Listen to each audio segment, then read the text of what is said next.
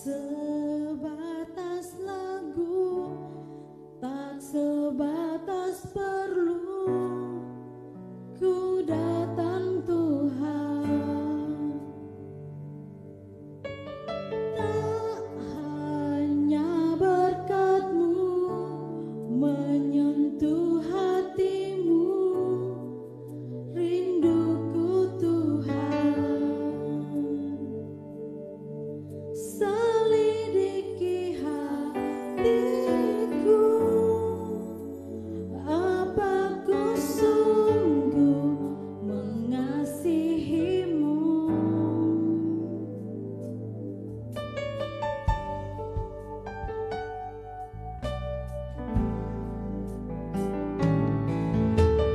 Tak sebatas lagu, tak sebatas perlu, ku datang Tuhan. Tak hanya berkat-Mu menyentuh hatimu, rinduku Tuhan. Selidiki hatiku, apa ku sungguh mengasihimu.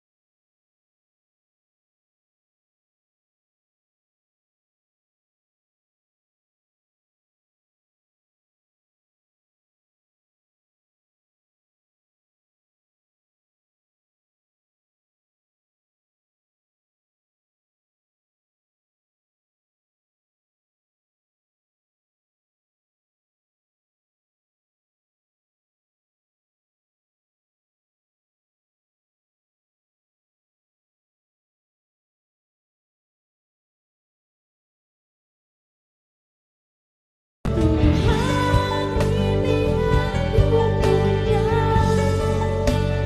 kehidupan yang telah Kau beri. Kasih-Mu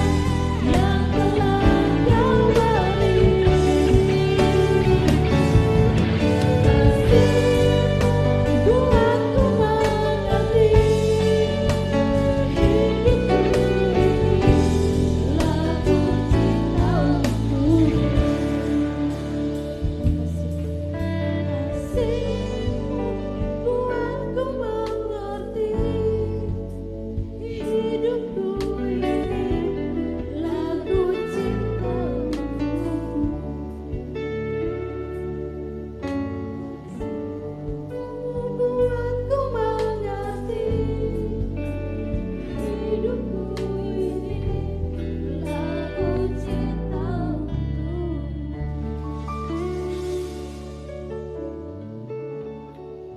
Bapa dalam sorga, ini pengakuan kami ya Tuhan.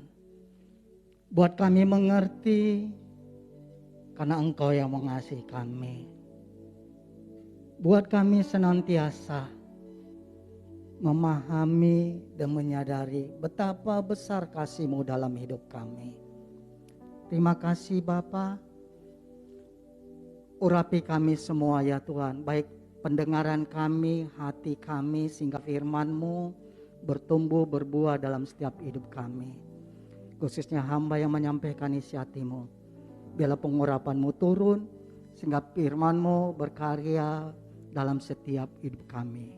Dalam nama Tuhan Yesus Kristus, haleluya, amin.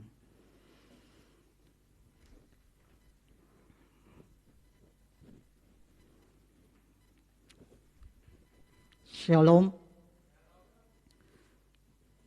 Saya buka aja ya. Karena kalau lama-lama geli juga di hidung, naik turun gitu. Saya mau menyapa buat jemaat yang ikut ibadah di rumah. Shalom. Biarlah kondisi dan tempat tidak mempengaruhi esensi ibadah dalam kehidupan kita. Amin. Saya katakan esensi ibadah tidak dipengaruhi kondisi, waktu, dan tempat.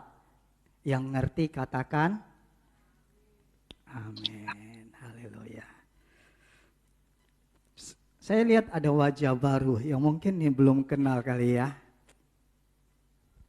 Sudah. Mungkin saya yang belum kenal atau saya kebalikan gitu kan. Baiklah, saya mengenalkan diri bagi yang belum kenal. Nanti ditanya-tanya orang ganteng di depan itu siapa. Haleluya. Jangan tanya, kalau bagi mama saya, pria paling ganteng di dunia itu adalah anak putra-putranya. Saya dilahirkan dengan wajah yang mungkin berbeda dari suku saya. Bahkan saya kalau ditempatkan di tengah-tengah suku saya, orang tidak akan yakin dan orang pasti mengatakan saya bukan suku itu. Nama saya Amri Effendi Nababan. Kalau Nababan berarti orang Batak, Ambon.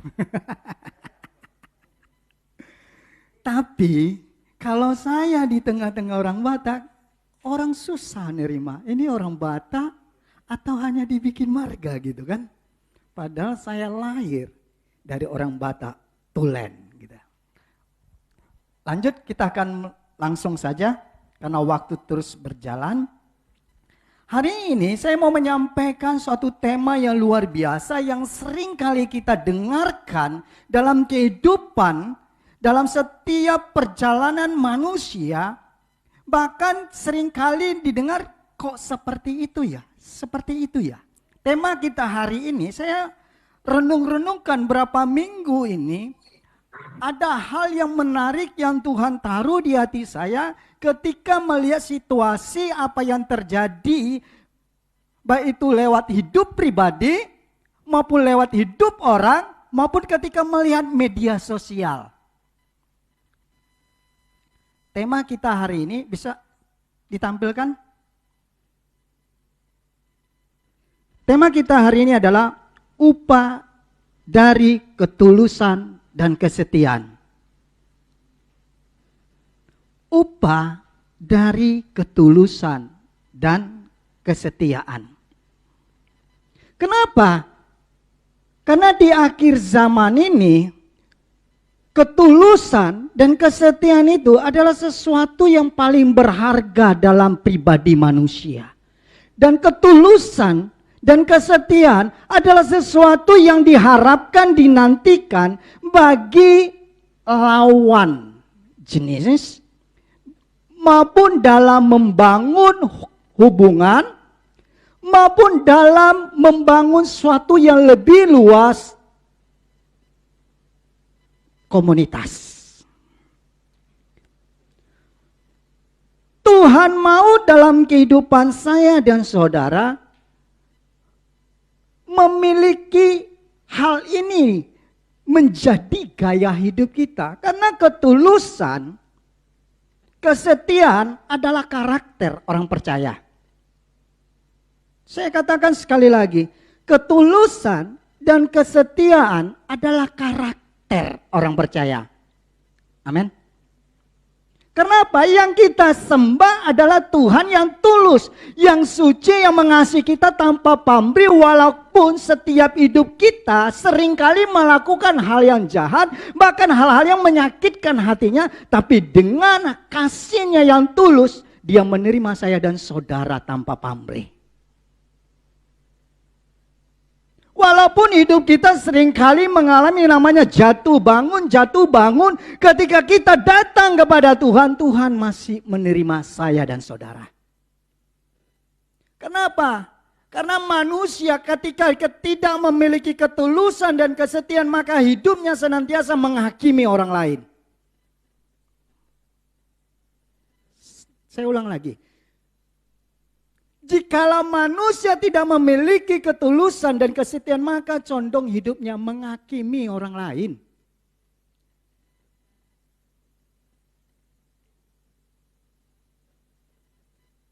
Tapi ketika ketulusan itu ada dalam hidup kita, kita melihat bagaimana cara Tuhan melihat. Kita mengasihi orang lain, bagaimana cara Tuhan mengasihi orang lain. Amin. Kalau Tuhan tidak menghakimi kita, kenapa engkau menghakimi orang lain? Itu yang menjadi pertanyaannya. Karena manusia seringkali mengambil porsinya Tuhan dan jadi Tuhan dalam kehidupan dunia ini. Sehingga lupa siapa jati dirinya sendiri. Next. Kita baca ayat pokok kita yang hal yang luar biasa dalam kitab Yosua pasal 24 ayat 13-14 itu sudah ada. Jadi biar gampang karena waktu terus berjalan biar cepat saya akan bacakan gini. Beginilah firman Tuhan.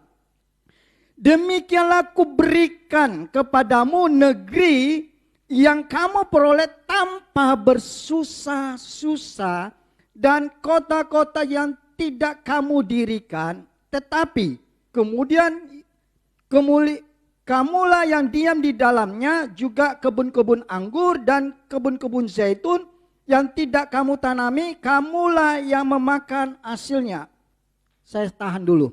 Hal ini pasti manusia umumnya, manusia normal pasti kepengen yang namanya berkat ini. Betul? Tidak susah-susah. Perhatikan kata ini, tidak susah-susah. Wah, enak banget ya. Enggak susah-susah. Tuhan katakan menikmati. Tinggal nikmati. Tidak mendirikan. Artinya engkau enggak jeripaya. Sama ketika janji Tuhan pertama kali ketika Ia memberkati manusia. Oh, dahsyat. Tapi ayat ke-14 dikatakan begini. Oleh sebab itu takutlah akan Tuhan dan beribadalah kepadanya dengan tulus, ikhlas dan setia. Ini hal yang menarik dalam kehidupan kita. Kita manusia condong kali mau endingnya, hasilnya, tapi tidak mau prosesnya. Betul? Kalau ditanya siapa yang mau berkat, semua orang pasti kepengen diberkati. Tapi kalau ditanya siapa yang mau diproses Tuhan untuk mengalami hidup diberkati. Tunggu dulu Pak. Jawabannya tunggu dulu. Benar atau betul? Kalau prosesnya itu nyaman-nyaman aja, wis oke. Kalau prosesnya itu membuat engkau sampai hancur hati, keegoisan engkau dihancurkan sehancur-hancurnya, tidak ada nilainya. White, apa engkau berkata, ini aku, ujilah aku. Oh, kalau nyanyi luar biasa. Inilah aku, Tuhan. Tuhan pun datang. Oke. Ujilah aku, Tuhan diuji, nangis, Bu. Loh tadi nyanyi, kalau nyanyi kita kan gitu kan, inilah aku Tuhan. Wah suara yang indah luar biasa, sambil meneteskan air mata. Itu malaikat iri melihat bapak ibu nangis. Ujilah aku Tuhan, ketika diuji ngumpet. Maki-maki orang. Malaikat bilang, White, mana yang netes air mata tadi? Hello.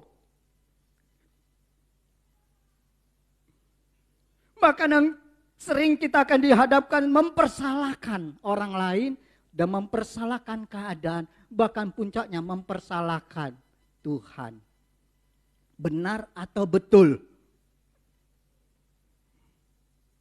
Makanya ketika bangsa Israel telah memperoleh janji Tuhan, di mana mereka memperoleh bagian-bagian mereka, Yosua hanya ingatkan satu hal, dikatakan oleh sebab itu. Oleh sebab itu, ini artinya dampak ini akan kita alami kalau ini kita lakukan. Amin. Hidup takut akan Tuhan, tapi saya yang lebih tertariknya ini. Tulus dan setia. Nama boleh tulus, nama boleh setiawati, tapi belum tentu tulus dan setia. Betul kan? Nama si tulus, gitu kan? Nama setiawati.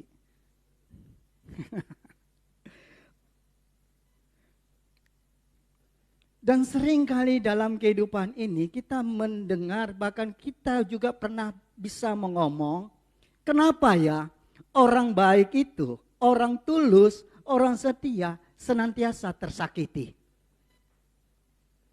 Pernah nggak berpikir, kenapa ya orang baik itu, orang tulus itu, orang setia itu tersakiti?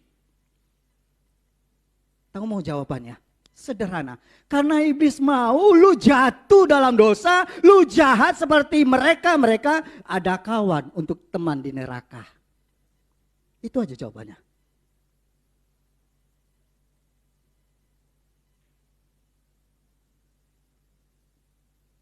Makanya kalau engkau orang baik, orang setia, orang tulus mengalami itu, ingat, iblis sedang berusaha, sedang menarik engkau jadi temannya. Hello?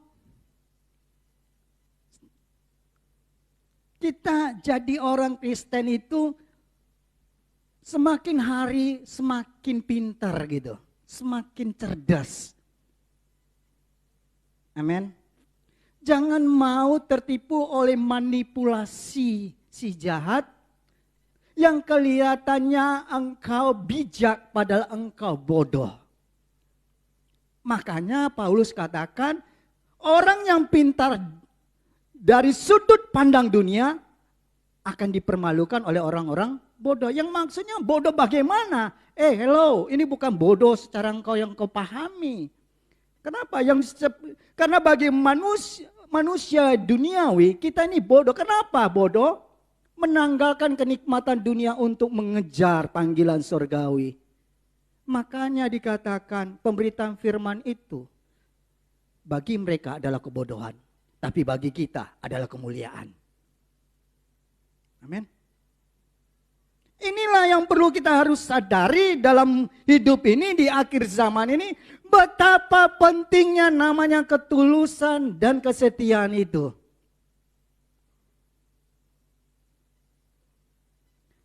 Menjadi pertanyaan dalam hidup kita. Next.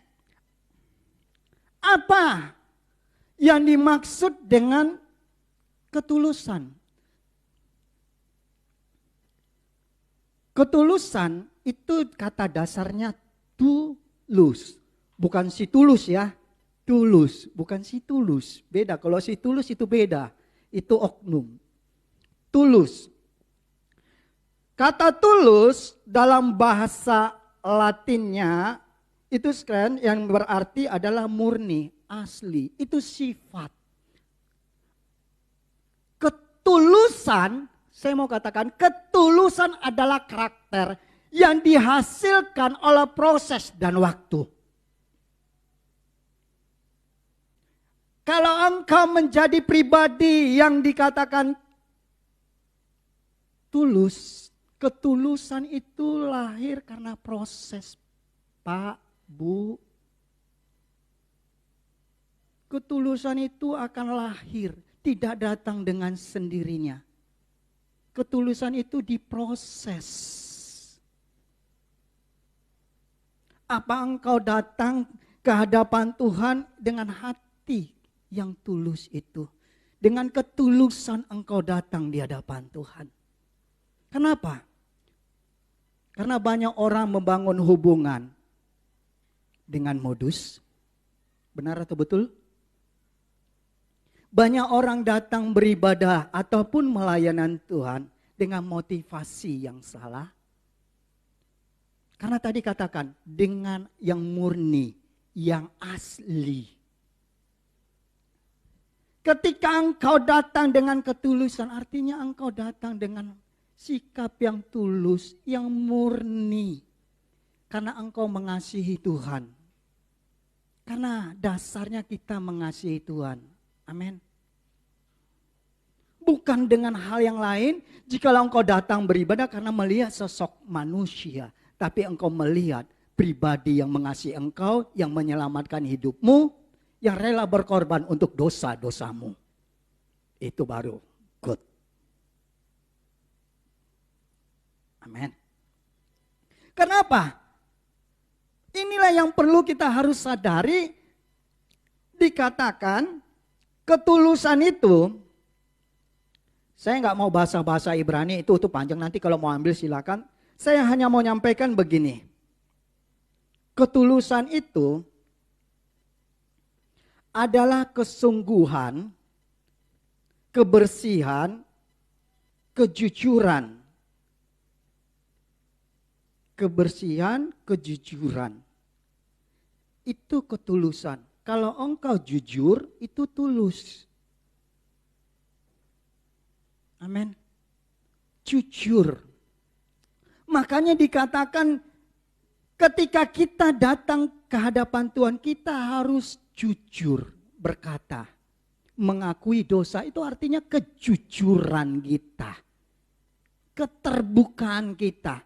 Karena di hadapan Tuhan tidak ada yang tersembunyi. Bahkan di hati yang paling terdalam Tuhan juga tahu. Mungkin engkau dilihat orang bibir tersenyum, hati terluka. Mungkin dilihat orang engkau bersuka cita, tapi di dalam remuk redam. Renyam semua. Mungkin orang bisa lihat, wah hidupnya bahagia. Emangnya orang bisa tahu? Kan yang jalannya siapa? Benar atau betul? Di hadapan orang lain engkau bisa bersandiwara. Tapi di hadapan Tuhan, dia tahu. Saya katakan dia tahu apa yang di hati saya dan saudara. Apa yang di pikiran kita. Belum tentu. Saya katakan belum tentu teman hidup kita tahu siapa kita. Belum tentu. Belum tentu, saya katakan belum tentu teman hidup kita mengerti apa yang di hati kita. Tapi Tuhan tahu sampai kedalaman hati kita. Inilah yang Tuhan mau hari-hari ini mencari orang-orang yang memiliki karakter ketulusan. Karakter-karakter yang mengasihi dengan tulus, suci, jujur, terbuka di hadapan Tuhan. Tidak ada sandiwara. Amin. Next. Itu bahasa-bahasa Latin aslinya kita lewati aja. Karena waktu terus berjalan, nanti kalau bahasa asli apaan? Oh, ini bahasa apa lagi nih kan gitu kan? Lebih baik makna yang paling dalam aja. Dalam kitab Roma Pasal 12 ayat 9 dikatakan gini. Hendaklah kasih itu jangan pura-pura. Hendaklah kasih itu jangan pura-pura. Ini bicara tentang ketulusan, tidak modus. Kalau orang sekarang kan dia modus, bilang kan, dia dekat karena modus. Sadap. Kalau engkau menerima orang modus, saya katakan selamat, Anda kecewa. Yang senyum-senyum ini nampaknya pengalaman kali ya. Karena apa? Saya ini kan suka bermedia sosial, sering kali melihat TikTok. Oh, Pak Pendeta lihat main TikTok. Oh, siapa bilang enggak? Emangnya saya ini manusia ketinggalan zaman apa? Lihat dulu TikTok saya kan gitu kan. Saya kalau lihat TikTok itu, saya kecewa. Saya katakan di TikTok itu engkau bukannya dikuatkan, malah engkau jadi dibully. Netizen itu enggak akan dukung engkau menderita, tapi dia malah senang engkau bertambah menderita lagi. Makanya ketika lihat medsos, aku tidak menyangka dia seperti ini. Ketika ada datang yang tulus engkau tolak. Engkau terima yang modus. Kan gitu kan? Kalau sudah dapat modus, makanya saya katakan tadi selamat Anda menikmati kekecewaan. Ucapan selamat aja. Maka di ayat ini juga dikatakan terus, jauhilah yang jahat dan lakukanlah yang baik. Ini orang-orang yang memiliki karakter ketulusan. Inilah yang orang-orang dibilang karakter ketulusan itu. Makanya di Amsal dikatakan orang yang jujur dipimpin oleh ketulusannya. Orang yang jujur dipimpin oleh ketulusannya, tapi pengkhianat diruksa oleh kecurangannya. Amin. Apakah engkau orang-orang jujur? Apakah engkau orang-orang jujur? Coba, ini ditulis seorang raja, orang yang paling berkuasa, orang yang paling kaya di muka bumi dan sampai saat ini, orang yang paling berhikmat. Tapi dia tulis dengan tegas, orang yang jujur dipimpin oleh ketulusannya.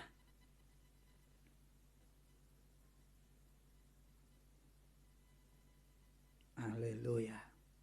Ini dahsyat. Saya katakan ini dahsyat. Selanjutnya, kesetiaan. Itu kata dasarnya setia. Apa sih itu setia?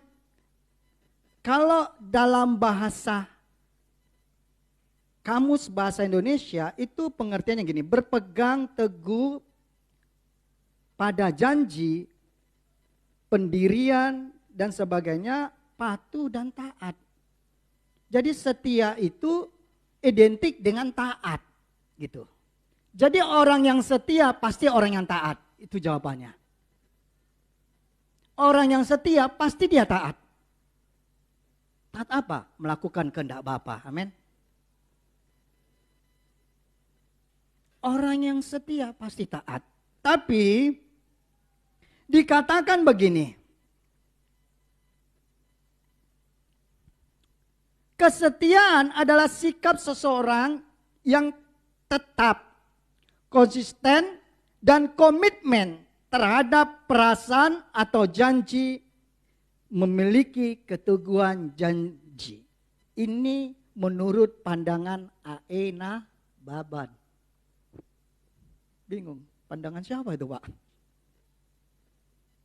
Kesetiaan itu adalah sikap seseorang yang setia. Tadi kan saya katakan, setia itu sifat.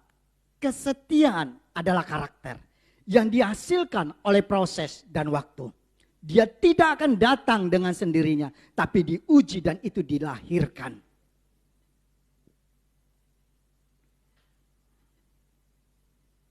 Kenapa? Karena Tuhan hari-hari ini mencari orang-orang yang memiliki karakter kesetiaan. Karena salah satu buah dari roh itu adalah kesetiaan. Amin. Haleluya. Haleluya. Haleluya. Ketulusan itu dilahirkan karena kita mengasihi Tuhan. Kesetiaan dilahirkan karena kita melihat janji dan kita tetap komitmen pada janji itu. Itulah kesetiaan. Itulah menurut Aena.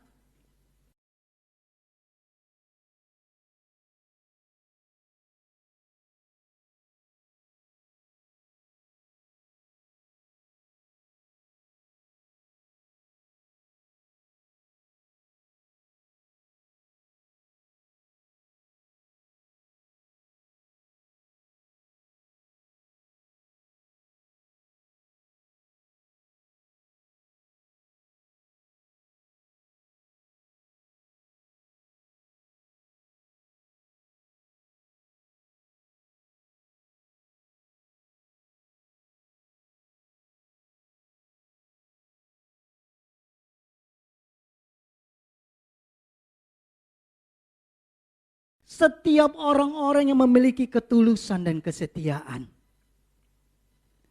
Seperti yang tadi saya katakan. Ketulusan dan kesetiaan di akhir zaman adalah sesuatu yang paling berharga.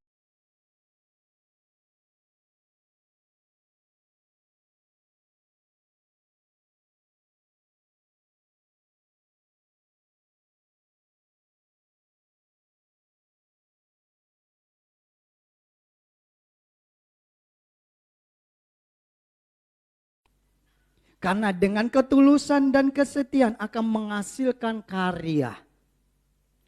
Ketulusan dan kesetiaan akan menghasilkan kebahagiaan.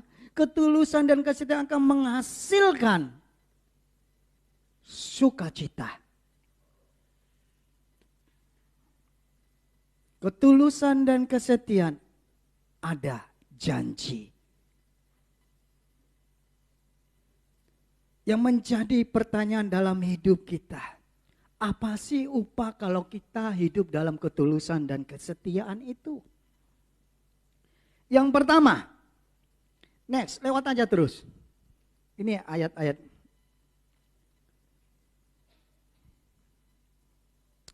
Yang pertama, sebelum saya mau menyampaikan apa sih upah kalau hidup kita tulus dan setia. Ini ada ucapan yang menarik dari Aena Baban. Ini, coba perhatikan kata-katanya. Ini ketika saya 2 minggu merenungkan kata-katanya ini muncul gitu. Hanya waktu yang menguji sebuah ketulusan dan kesetiaan dibingkai dalam komitmen. Titik. Namun komitmen adalah langkah awal untuk tulus dan setia.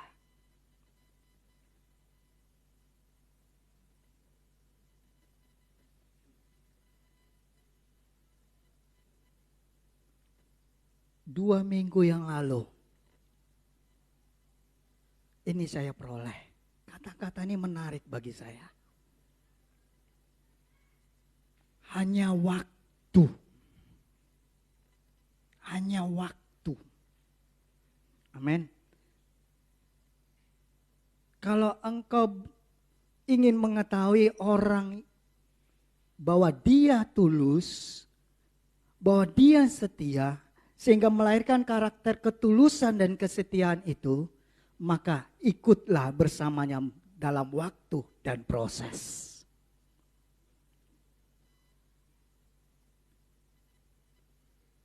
Karena ketulusan dan kesetiaan dapat berubah karena kondisi. Karena mereka tidak mampu mempertahankannya. Dan inilah upah bagi setiap kita yang memiliki karakter ketulusan dan kesetiaan itu. Yang pertama, dikatakan perkenanan Tuhan. Amin. Perkenanan Tuhan. Kalau kita baca baik-baik dalam Amsal 12, dikatakan begini, ayat 22. Orang yang dusta bibirnya adalah kekejian bagi Tuhan. Tetapi orang yang berlaku setia dikenannya. Dikenannya. Artinya ada perkenanan Tuhan dalam hidup saya dan saudara. Kalau hidup kita memiliki karakter ketulusan dan kesetiaan. Ada perkenanan Tuhan. Kita seringkali mendengar mau menjadi pribadi-pribadi yang berkenan di hadapan Tuhan. Kita belajar dari sosok yang orang yang dikatakan pribadi yang dikasihi Tuhan, Raja Daud. Bagaimana dalam proses kehidupannya, di tengah-tengah kehidupan keluarganya, dia tidak dianggap. Ketika seorang nabi ingin mengurapi, orang tuanya pun lupa bahwa ada anaknya yang bernama Daud. Sehingga diingatkan oleh Nabi. Masih adakah anakmu yang lain? Wow, sedih banget kalau kita diperhadapkan posisi itu. Orang tua lupa bahwa kita ada. Tapi oleh perjalanannya waktu, Daud tetap senantiasa apapun kondisi yang terjadi dalam hidupnya. Dia berkata, bahwasanya untuk selama-lamanya kasih setia Tuhan. Tuhan baik. Tuhan tempat penolong. Tuhan tempat perisaiku. Tuhan sandaranku. Oh, dahsyat banget. Itu saya katakan dahsyat. Tidak gampang orang mengatakan Tuhan baik dalam kondisi yang sakit. Enggak gampang. Kalau dalam kondisi yang menyenangkan, apa yang diharapkan diperoleh orang dengan mudahnya mengatakan Tuhan baik. Makanya dikatakan tadi, kesetiaan itu dihasilkan oleh waktu dan proses.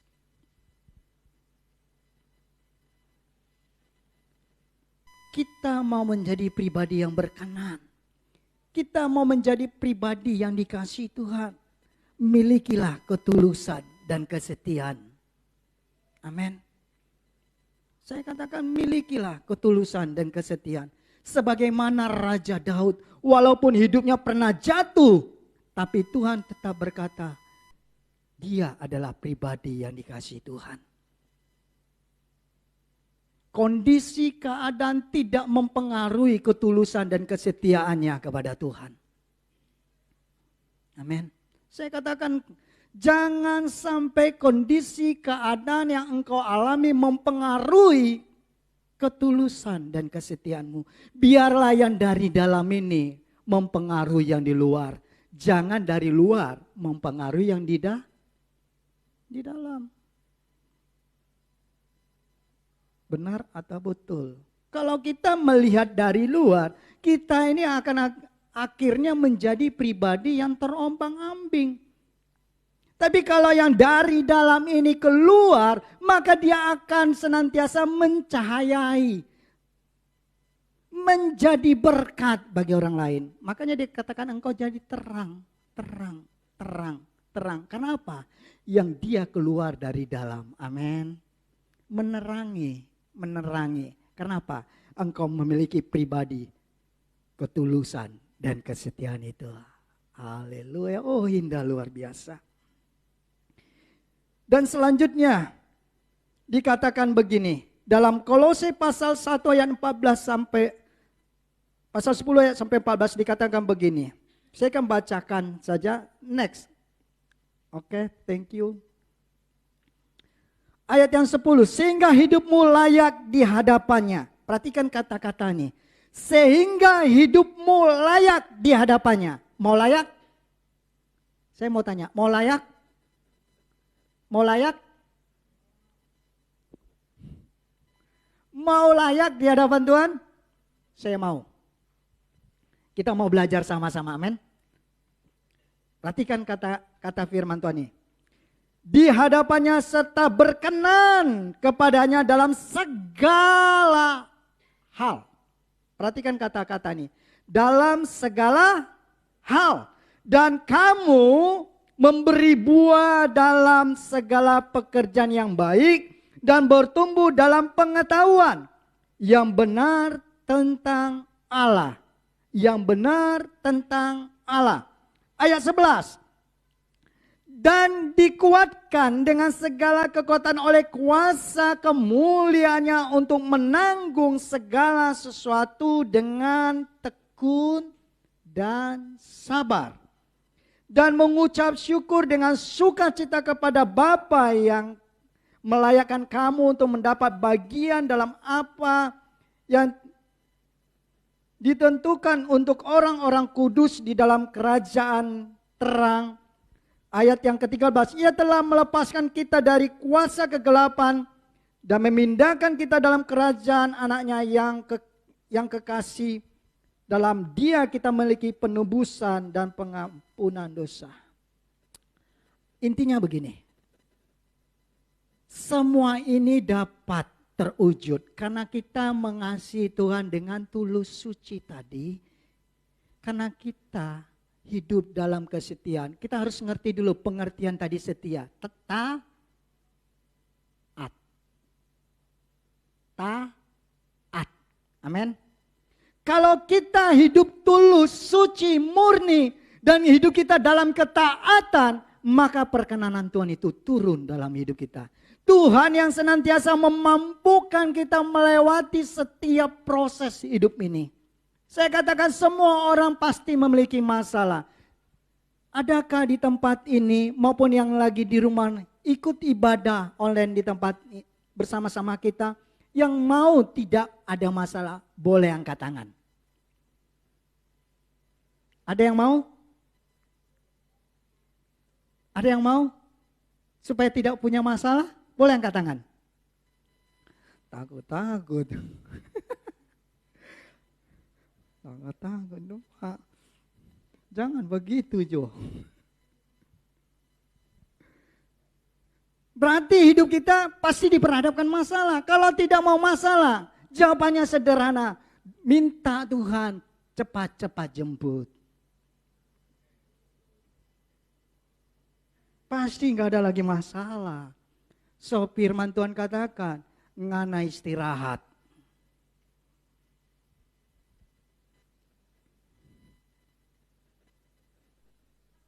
Betul? Kalau kita menghadapi masalah, bersyukur. Jikalau Tuhan masih izinkan saya dan saudara untuk membuktikan ketulusan dan kesetiaan di hadapan Tuhan. Bersyukur jikalau engkau disakiti orang lain. Kenapa? Tuhan sedang memurnikan engkau, menyucikan, menguduskan engkau menjadi pribadi yang berkenan dan layak di hadapannya. Ini dahsyat. Saya katakan ini yang baru dahsyat. Maka engkau akan berkata, terima kasih Tuhan buat proses, buat masalah, buat apa yang terjadi dalam hidup saya. Termasuk yang lagi ngomong.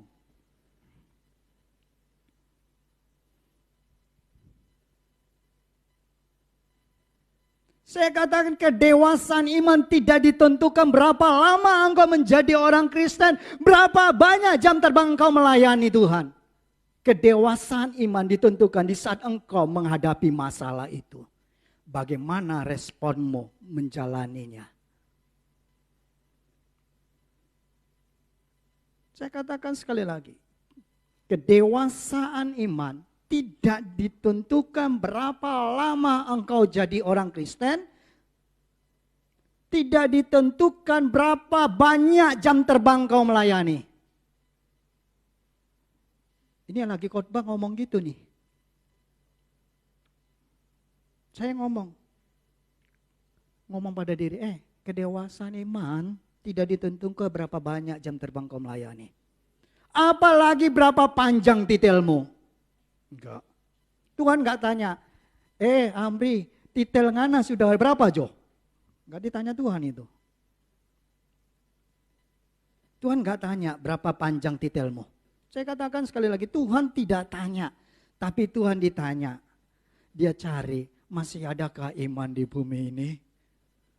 Masih ada orang-orang yang tulus, yang setia? Itu yang Tuhan cari hari-hari ini, amin. Makanya perkenanan Tuhan itu turun dalam hidup saya dan saudara. Karena Tuhan dapatkan saya dan saudara menjadi orang-orang yang memiliki karakter, ketulusan dan kesetiaan itu.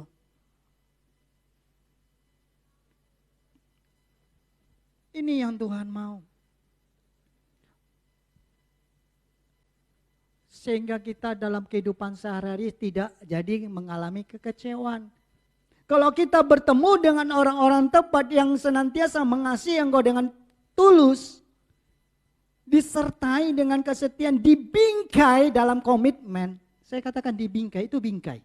Komitmen. Maka hidupmu, saya katakan selamat, bersukacita dan bahagia. Oh, haleluya, dahsyat. Haleluya. Dibingkai. Kalau namanya dibingkai kayak gini kan jadi indah kan? Coba kalau nggak ada bingkainya. Indah nggak kira-kira? Hah? Kurang indah Pak. Sama kayak gini kan, kalau lukisan ini tanpa ada bingkai kurang, rasanya kurang abdul gitu.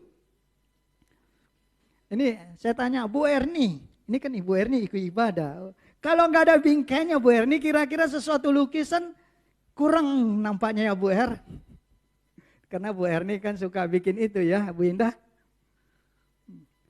Orang melihat bingkainya semakin indah, semakin susah dibikin, semakin mahal harganya. Makanya saya katakan komitmen itu mahal harganya bos. Hei bos, dengar, komitmen itu mahal harganya.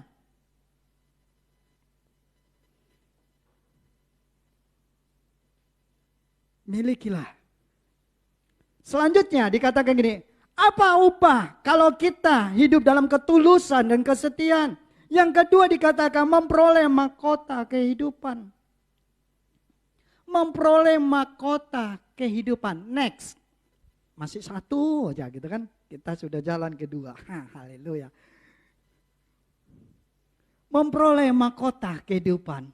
Semua orang percaya pasti kepengen ini. Betul? Siapa yang gak pengen? Boleh angkat tangan.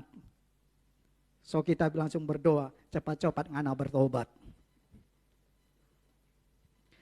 Dalam kitab Wahyu pasal 2 ayat 10 dikatakan, jangan takut terhadap apa yang harus engkau derita. Oh, itu ada tanda seru bos.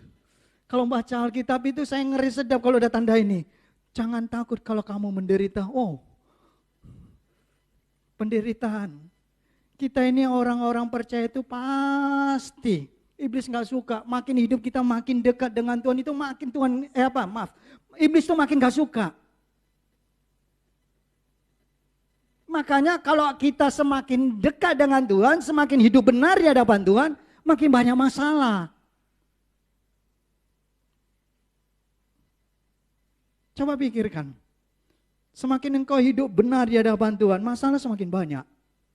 Tapi ingat, seperti yang tadi saya katakan, so iblis sengaja bikin buat begitu, supaya ngana jatuh dalam dosa, jadi orang jahat, ada teman untuk di neraka.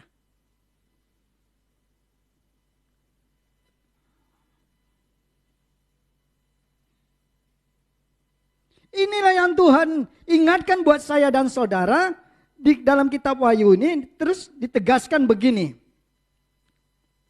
Sesungguhnya iblis akan melemparkan berapa orang dari antara kamu ke dalam penjara supaya kamu dicobai dan kamu akan memperoleh kesusahan selama 10 hari. Titik. Ini kata yang paling menarik dalam hidup saya. Hendaklah engkau setia sampai mati. Dan aku akan mengaruniakan kepadamu mahkota kehidupan. Amin. Memperoleh mahkota kehidupan jikalau kita jawabannya setia. Amin. Jikalau enggak setia gimana? Pertanyaan balik lagi. Jikalau enggak setia, enggak dapat yang ujung tadi. Mahkota kehidupan. Sederhananya begitu. Kita mau memperoleh sesuatu yang baik dari Tuhan, tapi ketika proses itu terjadi dalam hidup, apakah engkau masih tetap mengasihi Tuhan dengan ketulusan dan kesetiaan? Atau senantiasa engkau meresponi masalah yang terjadi dalam hidupmu dengan sungut-sungut, dengan mempersalahkan keadaan, mempersalahkan orang lain, atau mempersalahkan sang pemilik kehidupan?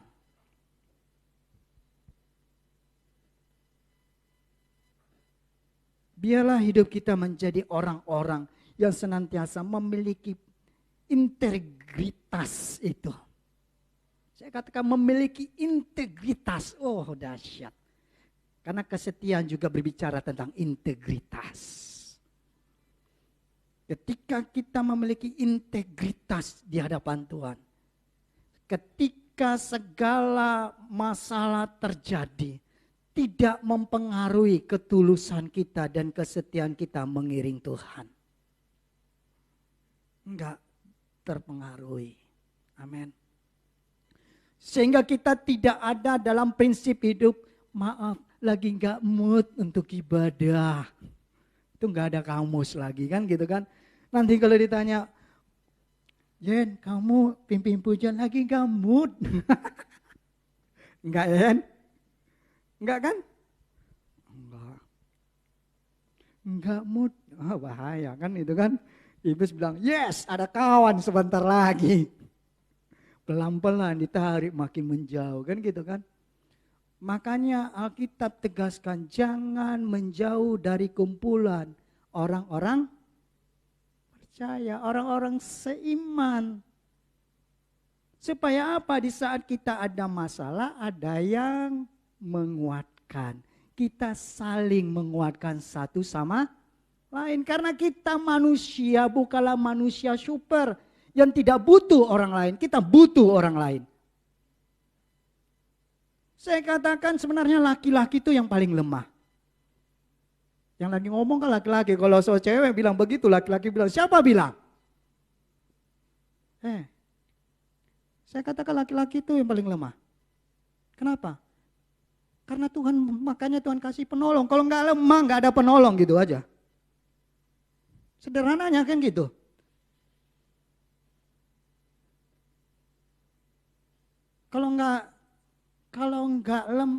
Kalau dia kuat super, pasti nggak ada penolong. Samson yang dikatakan manusia kuat pada zamannya juga hancur, Bu. Pada siapa? Hanya satu, namanya Delilah.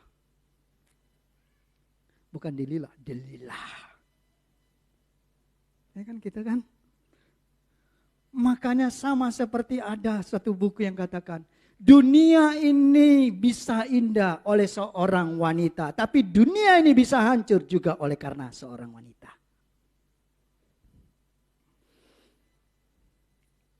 Dalam kitab Roma juga katakan, karena satu orang. Oh, satu orang. Kita nggak usah singgung yang ini. Nanti pada tersungging nanti kan. Kita next lewat dulu lah. Nanti pada yang wajah-wajah wanita gini, awas ya Pak.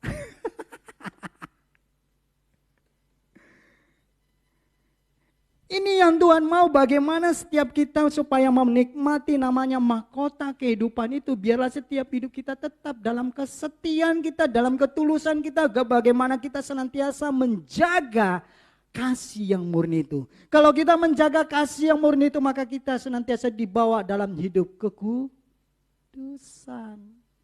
Itu dia. Karena ada ketulusan. Ketulusan itu, tulus tadi berbicara tentang suci, murni. Bukannya modus. Yang ketiga. Next, lewat aja. Nggak usah dibuka yang itu. Next, yang keempat. Karena waktu terus berjalan. Nanti kalau yang apa boleh ambil, nanti bisa dibagi-bagi. Itu ada ayat-ayat yang luar biasa. Yang keempat dikatakan ini, menikmati janji Tuhan. Ini ada foto, ini Pak siapa? Cewek-cewek cantik berderet. Saya katakan ini wanita-wanita cantik.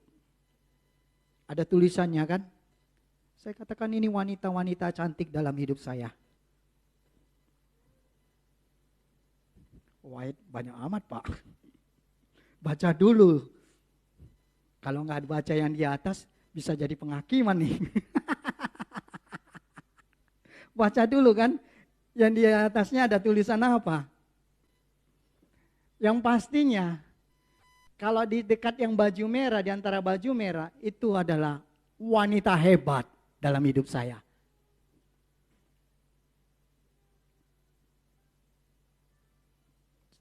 Saya hari-hari ini suka kalau mau menulis sesuatu itu dengan foto keluarga, saudara-saudara gitu kan.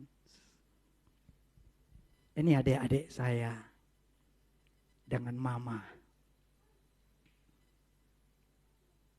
Supaya apa? Mengingatkan saya supaya jangan menyakitkan perasaan wanita. Karena ada wanita-wanita yang senantiasa berdoa buat saya. Itu sebenarnya buat saya. Kalau orang lain saya nggak tahu. Karena ada wanita-wanita hebat ini saya bertahan. Karena wanita-wanita hebat ini saya senantiasa menjalani hidup ini dengan sukacita. Wanita-wanita hebat. Firman Tuhan dikatakan begini. Ini pasti semua orang mau menikmati janji Tuhan, berkat Tuhan. Siapa yang tidak mau diberkati? Orang gila aja tahu mana namanya duit. Betul? Berarti semua manusia pasti kepengen berkat. Kecuali orang mati kali. Dikatakan firman Tuhan begini. Dalam Yosua tadi ayat 24 ayat 13. Demikianlah aku berikan kepadamu negeri yang kamu peroleh tanpa garis bawahi, tanpa bersusah-susah dan kota-kota yang tidak kamu dirikan. Tetapi kamulah yang diam di dalamnya. Juga kebun-kebun anggur dan kebun-kebun zaitun yang tidak kamu tanami. Kamulah yang makan hasilnya. Kalau kita mau menikmati berkat Tuhan, maka kita harus memiliki karakter ketulusan dan kesetiaan di hadapan Tuhan. Berkat bukan bicara tentang hal materi saja. Tapi berkat yang paling berharga dalam kehidupan manusia, jikalau engkau masih bernapas sampai hari ini. Jikalau tubuhmu masih sehat, itulah berkat yang paling luar biasa dalam kehidupan manusia. Dan berkat yang paling mulia dalam kehidupan manusia adalah hidupmu diselamatkan. Makanya firman Tuhan katakan, apa artinya sisi dunia ini engkau peroleh jikalau nyawamu sendiri enggak diselamatkan. Saya katakan sebanyak apapun harta benda kita miliki, jikalau hidup kita tidak berharga di mata Tuhan, itu enggak ada nilainya. Apapun jabatanmu, apapun titel yang kau miliki, jikalau di hadapan Tuhan, saya katakan sekali lagi, jikalau di hadapan Tuhan, engkau bukan pribadi yang berkenan, yang menyenangkan hatinya tadi. Di tahap yang pertama tadi. Engkau, saya katakan engkau manusia yang paling malang. Apa artinya harta benda kalau hidupmu juga sakit-sakitan? Betul? Memang kita manusia pasti mengalami sakit. Tapi bukan hidup sakit-sakitan. Betul nggak? Ini tolong diperhatikan bahasanya. Sakit dengan sakit-sakitan beda toh. Benar? Karena banyak orang di luar sana memiliki harta benda tapi tidak bisa menikmati kekayaan. Makanya firman Tuhan ajarkan kita itu senantiasa memperoleh berkat dan menikmati. Bukan hanya memperoleh. Makanya doa itu senantiasa Tuhan berkati aku dan menikmati berkat itu. Jangan ketika Tuhan berkati hidup kita, orang lain yang menikmati. Betul? Kan sedih banget kan? Kita yang susah-susah berjerih payah. Tuhan berkati hidup kita dengan limpah, orang lain yang menikmati karena kekonyolan kita. Pernah alami? Pernah alami, Pak? Ada di samping, Pak, ya.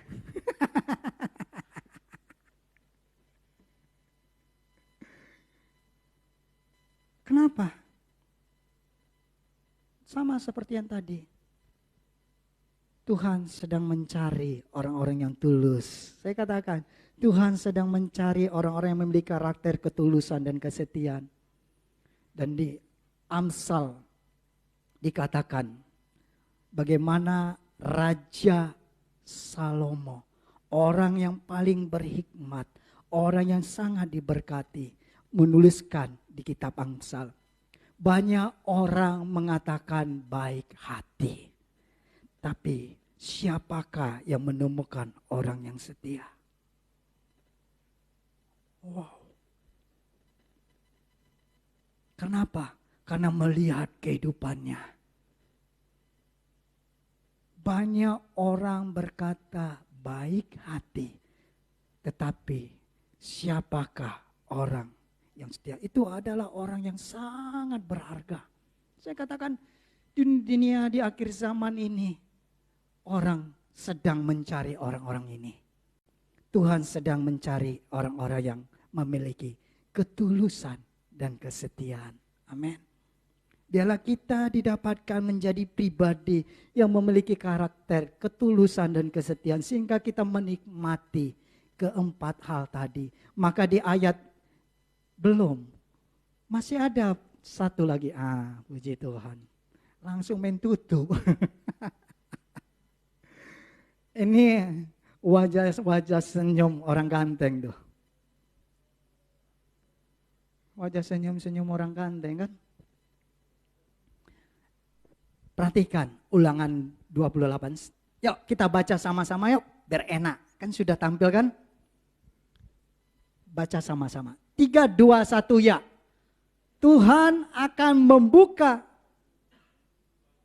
Gak kedengaran. Apa kurang jelas? Ya, saya tunggu. Ulangan 28 ayat 12 sampai 13. Ini semua orang pasti menginginkannya. Ulangan 28 ayat 12 sampai 13.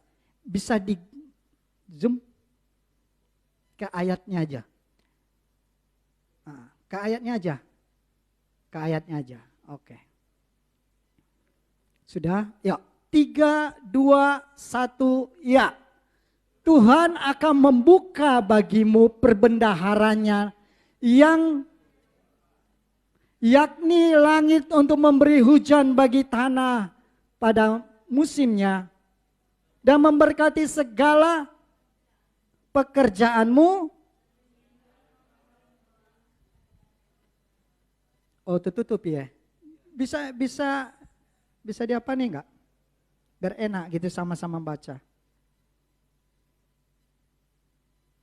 Ya udah, saya baca aja gini sederhana. Yang ayat 12 semua pasti kepengen? Kepengen? Kepengen? Kok malu-malu? Saya kepengen. Kita ini kadang-kadang jaimnya luar biasa gitu kan. Pengen. Tapi memang kepengen. Tapi malu-malu kucing gitu kan. Kepengen. Kepengen. Tapi kalau nggak ada kepengen. Ada lagi enggak ya? Tuhan ingin memberkati engkau. Tuhan ingin melimpahkan kemurahannya bagi engkau. Tapi kalau kita baca di ayat di atas, jikalau engkau dengan setia melakukan. Amin. Jikalau engkau dengan setia melakukan, ini berkat ini menjadi bagian saya dan saudara. Engkau dijadikan menjadi kepala, bukan jadi. Tuhan angkat engkau dari lumpur dosa kepada kemuliaannya. Haleluya. Ini. Dan ini ayat senantiasa kalau saya lagi berdoa. Saya katakan dengan nama anak saya. Diberkatilah engkau dengan poin-poin 12, 13 ini. Saya selalu tumpang tangan dan sebut namanya. Kalau lagi doa sambil nangis. Tuhan berkati anakku bla bla bla bla bla. Digenapi dalam hidupnya. Itu yang selalu saya perkatakan hal yang positif. Perkatakanlah hal yang positif bagi anak-anakmu. Kenapa? Karena Alkitab mencatat, perkataan yang sia-sia engkau lontarkan itu akan dituntut pertanggungjawaban. Jika engkau melontarkan kata-kata hal yang negatif pada anakmu, maka itu terjadi dalam hidup anakmu. Jangan salahkan anakmu, introspeksi dirimu. Apalagi kalau ibu-ibu kalau marah, jangan katakan dasar anak setan. Maka anak yang pintar akan berkata, mama aku anak setan, induk setan mama. Kapok langsung. Kalau anaknya cerdas langsung dia jawab, mama terima kasih aku anak setan, mama induknya. Nyaho. Saya bilang katakan gitu. Kenapa? Karena perkataanmu. Jadi kalau tingkah lakunya kayak setan, jangan salahkan anak. Halo, ibu-ibu, kalau semarah-marah pun dengan anakmu, jangan katakan anak setan yang kau lahirkan. Kalau engkau katakan yang kau lahirkan anak setan, ibu siapa? Ngerti nggak maksudnya? Kalau anakmu anak setan, yang melahirkannya siapa? Paham? Paham nggak? Paham nggak? Ini ibu udah mulai senyum-senyum. Ini berarti pengalaman semua ini. Ini pengalaman semua ini kan. Kedua, paling sering saya dalam survei saya ini orangnya kan suka gitu melihat kalau ibu-ibu emosi, baik itu di medsos kalau lagi marah dengan anak, apa sih yang lontar kata-katanya? Yang kedua ya, yang paling peringkat pertama itu dasar anak setan. Yang kedua, matilah kau. Itu kata yang kedua yang sering dilontarkan ibu-ibu di saat marah pada anaknya. Nanti kalau anakmu mati jangan nangis bombay engkau. Karena itu permintaanmu sendiri. Jangan nangis bombay dong. Betul? Betul? Dan survei yang ketiga. Yang sering diucapkan oleh ibu-ibu kalau marah dengan anaknya. Dasar anak kurang ajar. Kalau anak itu memiliki karakternya kurang ajar terus, jangan salahkan karena engkau yang ngomongnya dia. Betul? Betul? Betul? Betul? Nah, ini sudah mulai ibu-ibu. Ini khusus buat yang sudah punya anak. Yang belum punya anak atau belum berumah tangga, tutup telinga dulu. Kan ini rahasia ibu-ibu. Kalau lagi marah. Kalau pria lagi marah gimana Pak? Oh, rahasia dong. 3 kata ini sering terlontar. Paling banyak dikeluarkan ibu-ibu di saat marah pada anak-anak. Bagaimana engkau mau mengatakan berkat itu terjadi? Halo? Engkau mau anak engkau berhasil, mau hidupnya diberkati, tapi keluar kata-kata yang mengutuki anakmu sendiri. Kok larinya ke anak sekarang ya? Ini mungkin Tuhan mau mengingatkan kita. Termasuk saya belajar dari kondisi. Maka saya katakan kondisi membuat kita untuk tetap belajar, terus belajar. Amin. Ini mulut, saya katakan lagi ini mulut tolong dijaga baik-baik. Karena ada waktunya nanti engkau akan tuai. Jadi jangan sesalkan kalau itu terjadi dalam hidupmu. Next, yang terakhir. Ini kata-kata yang luar biasa. Coba perhatikan. Ini saya merenungkan dalam hidup saya. Dan ini saya tuliskan. Makanya kalau di Facebook saya itu kadang-kadang ada kata-kata ini melintas. Oh Pak, ada Facebook. So ada 2 lagi. 1 sudah full, bikin baru. Kan 5.000, itu udah dibatasi kan. Bikin 2. Pak, ada channel YouTube. Oh, so 2 lagi channel YouTube. Mau apa lagi? TikTok ada, IG ada, tenang aja, ada semua. Twitter ada, tenang aja. Hackernya banyak, oh banyak. Kadang-kadang lus-lus dada, oh darah Yesus, ini muncul apa lagi? Kan gitu kan?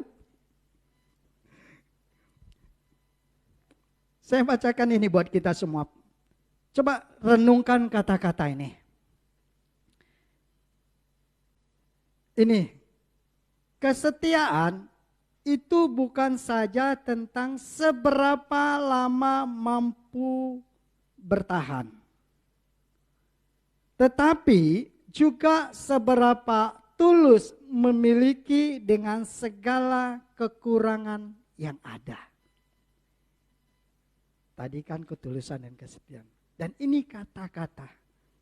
Seperti yang firman Tuhan tadi katakan, hendaklah engkau mengasihi bukan dengan pura-pura. Amin. Maka inilah yang ingin saya katakan. Kesetiaan, ketulusan dihasilkan oleh proses dan waktu. Dan dia tidak lahir dengan sendirinya. Tapi dia dilahirkan oleh proses dan waktu. Amin. Tuhan memberkati kita. Saya undang kita bangkit berdiri.